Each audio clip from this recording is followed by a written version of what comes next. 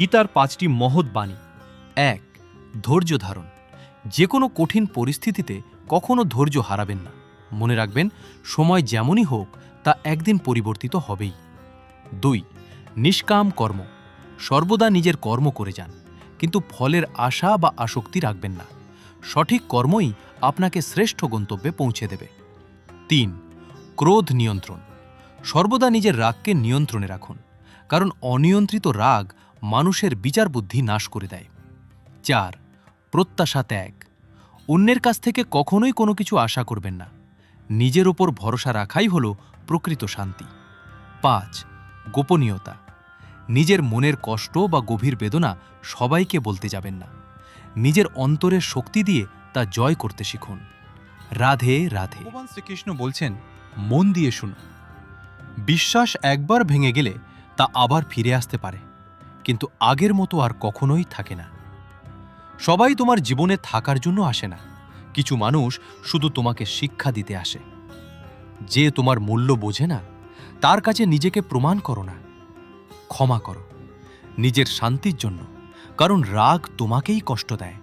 বিশ্বাস ভাঙা মানেই শেষ নয়, এটাই নতুন করে শুরু করার সুযোগ। যা শিখেছ সেটাই তোমার আসল শক্তি। রাধে রাধে।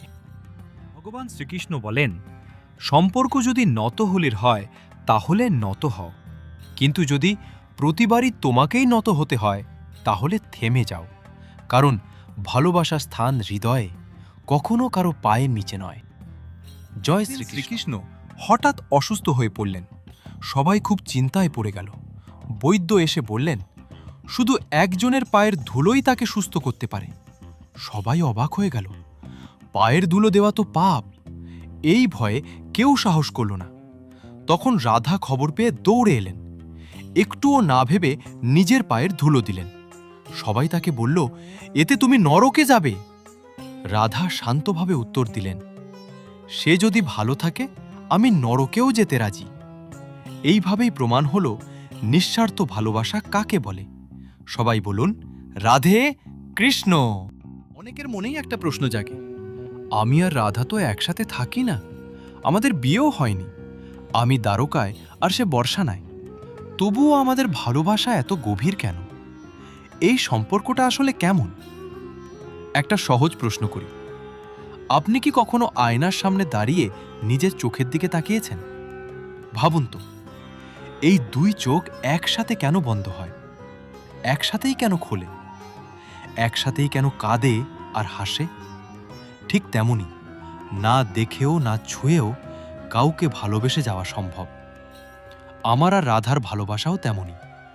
আমাদের ভালোবাসা দুই নয়নের মতো, কখনো মিলবে না, তবুও চিরকাল জুড়ে থাকবে। এই ভালোবাসা নিঃস্বার্থ, এই ভালোবাসা পবিত্র, আর এই নিঃস্বার্থ ভালোবাসাই আপনাকে সত্যিকারের আনন্দের পথে নিয়ে যাবে।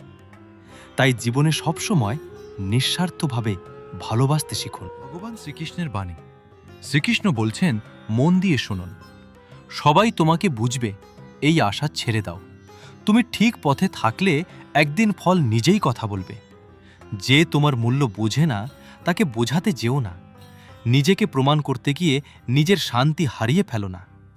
কর্ম করো চুপচাপ, কারণ আওয়াজ নয়, ফলই মানুষের চোখ খুলে দেয়। ভিডিও যদি ভালো লাগে আমাদের চ্যানেলে জুড়ে থাকবেন। রাধে রাধে। শ্রীকৃষ্ণ বলছেন, যে তোমাকে বুঝতে চায় না তাকে বোঝানোর চেষ্টা বন্ধ করো, কারণ জোর করে বোঝানো ভালোবাসা নয়, ক্লান্তি। সবসময় শক্ত থাকার অভিনয় করো না, কখনো কখনো ভেঙে পড়াও দরকার, কারণ সেখান থেকেই আবার নতুন করে গড়া শুরু হয়।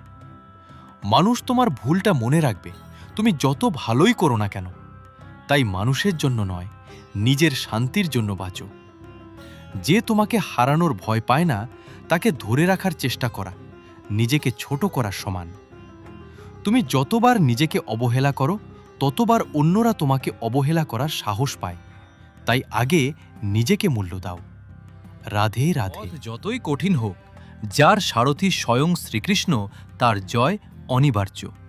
চলুন শুনি জীবন ও কঠিন পথ নিয়ে ভগবানের অমূল্য বাণী।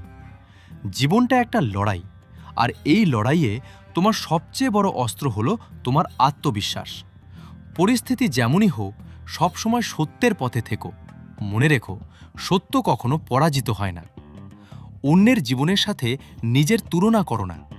সূর্য এবং চাঁদ উভয়েই জ্বলে, কিন্তু তাদের নির্দিষ্ট সময়ে। শান্ত সমুদ্র যেমন দক্ষ নাবিক তৈরি করতে পারে না, তেমনি কঠিন সময় ছাড়া মানুষ শক্তিশালী হতে পারে না।